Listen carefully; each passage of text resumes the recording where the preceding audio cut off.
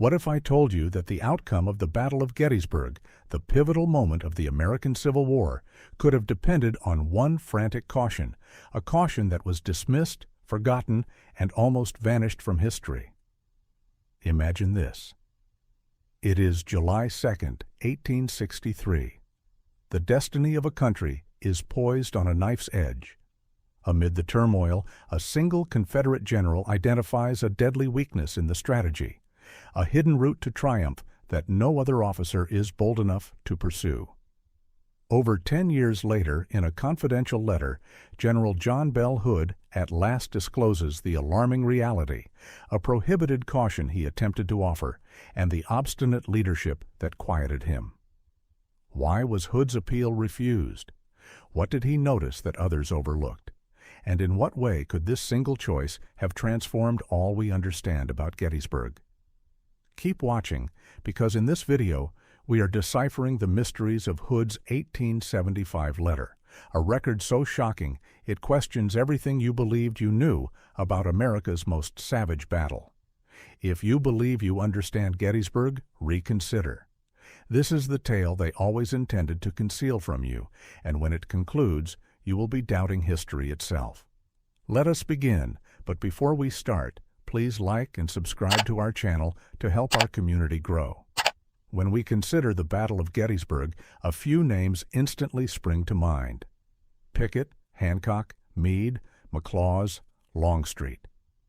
Still, today I wish to direct focus toward General John Bell Hood. His charge on Little Round Top continues to be one of the most crucial incidents during this historic fight. It is vital to listen to his personal description of what occurred on that decisive day, July 2nd, 1863. Years afterwards, in 1875, General James Longstreet, who had grown somewhat isolated from many old Confederates because of his shift in political views, contacted Hood. He desired to understand Hood's viewpoint on the events at Gettysburg. I want to present the letter Hood wrote in reply to Longstreet, where he clearly describes his experiences throughout the battle.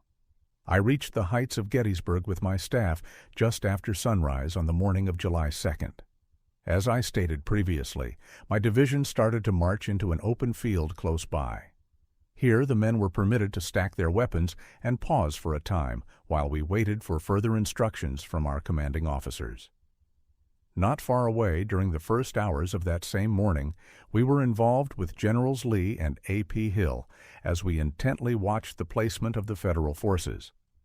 General Lee, wearing his full uniform, with his coat fastened up to his neck and his sword belt fastened around his waist, walked steadily in the shadow of the large trees near us. He kept his field glasses nearby and would sometimes pause to observe the enemy's positions more closely. He looked optimistic, yet there were times when he appeared immersed in serious reflection, pondering the difficulties before him. Close by, Colonel Fremantle of England was sitting in the fork of a tree, continuously using his field glasses to examine the high ground occupied by the Federal Army. It was obvious that General Lee was keen for us to begin an attack that morning. He said to me, "The enemy is here, and if we do not beat him, he will beat us." However, I thought it was more prudent to wait for the arrival of Pickett's division, which was still behind us, before we commenced our action. Later, while we were sitting together beside the trunk of a strong tree, you mentioned to me, "The general is a little impatient this morning. He desires me to attack, but I am reluctant to do so without Pickett." I always paused before committing to a fight without complete preparation, frequently saying, "I never want to step into battle with one boot missing." Therefore, the morning passed slowly, heavy with tension and increasing strain, until the afternoon came. Around 3 o'clock we decided on a strategy. We could not wait any longer for Pickett's division. We determined to focus on our far right and prepare a charge along the Emmitsburg Road. McLaws moved forward, and I followed directly behind with my own division. Soon after, I was ordered to hurry my soldiers' progress and pass McLaws. To accomplish this, I sent a pioneer unit, tasked with taking down fences and clearing the path for our advance. The commands provided to me were clear. I was to position my division along the Emmitsburg Road, form a line of battle, and prepare our charge.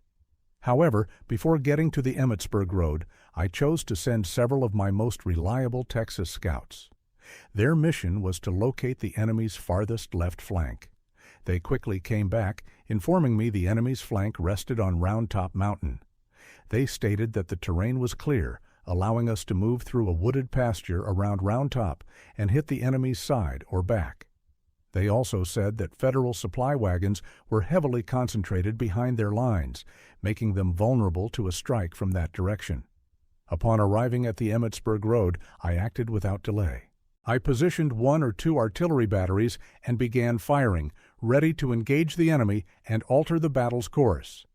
The enemy's artillery quickly answered with fire, revealing their placements. Their left flank was close to Round Top, their lines bending inward and outward, creating a concave curve as we moved along the Emmitsburg Road. A significant force was positioned ahead of their primary line, located between the Emmitsburg Road and Round Top Mountain. This unit was arranged in battle formation on a rise next to a peach orchard.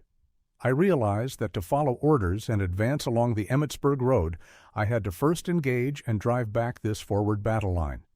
Moreover, at the base of the mountain and up its side, we found enormous boulders piled closely, creating narrow passages that threatened to disrupt our formation and disperse men during the rocky climb. Also, I recognized that my division would face intense fire from the enemy's main line, positioned on the top of the high ground's crest, with Round Top securing their far left. The curved nature of the enemy's main line meant we would suffer terrible fire from the front flank and back. I considered it almost unachievable to climb the steep, rocky mountain under such converging fire while also driving the enemy away. I knew any victory would require a terrible cost from the most courageous men ever to wage war. The scouting by my Texas scouts and my own viewing of Federal positions ended incredibly quickly, faster than explaining it now, though that day's memories stay fixed in my thoughts as if it were recent. These vital understandings arrived soon after getting to the Emmitsburg Road, forcing me to urgently caution you that attacking as directed was inadvisable. I begged to move around Round Top and assault the enemy's side and rear instead. So I sent an officer to propose this altered plan, listing my justifications. Your answer was immediate. General Lee's orders are to attack up the Emmitsburg Road. I dispatched another officer to repeat my concerns of defeat and renew my request to flank Round Top. Again, your reply remained the same. Meanwhile, I continued artillery exchanges against the enemy, becoming ever more convinced the Federal line extended to Round Top. I saw almost no realistic prospect of achieving much through the attack as commanded. In fact, the enemy's position seemed so naturally strong that I could almost describe it as impregnable. They could easily drive back our assault just by throwing stones down the hillside as we climbed, apart from their flanking fire. For a third time, I sent a staff officer, my adjutant general, Colonel Harry Sellers, selected for his bravery and outstanding ability, to fully explain the circumstance and encourage you to see it yourself. Colonel Sellers came back carrying the same directive. General Lee's orders are to attack up the Emmitsburg Road, almost right after Colonel Fairfax from your staff came and repeated those orders. After this urgent objection, my only protest during my whole military life, I ordered my line to move forward and start the assault. As my men marched ahead, you came to me personally.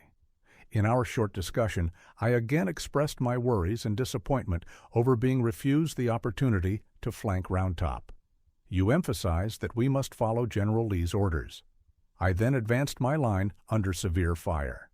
Approximately 20 minutes after arriving at the peach orchard, I received a serious arm injury and was taken from the field, concluding my part in this critical battle.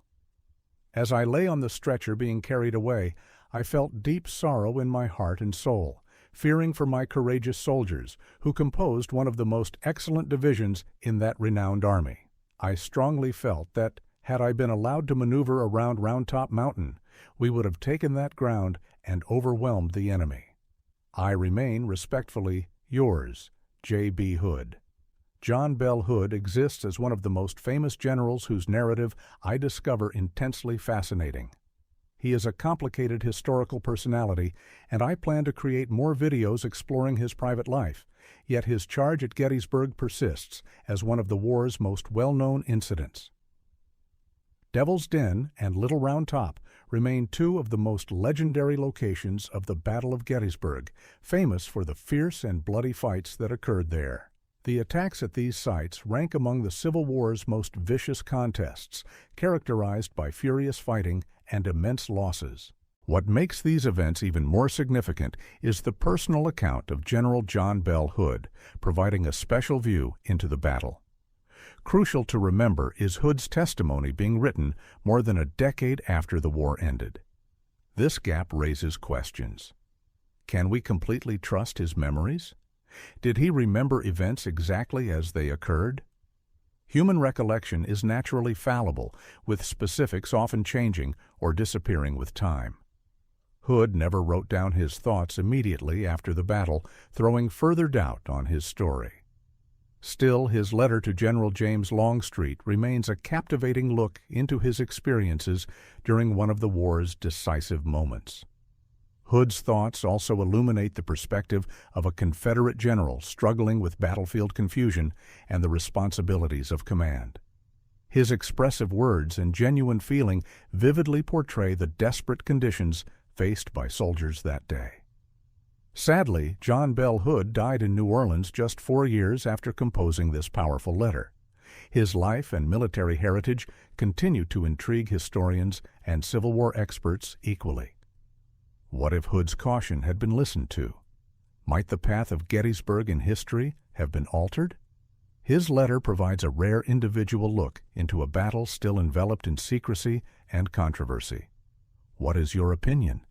Was Hood's plan a lost chance or merely a doomed risk?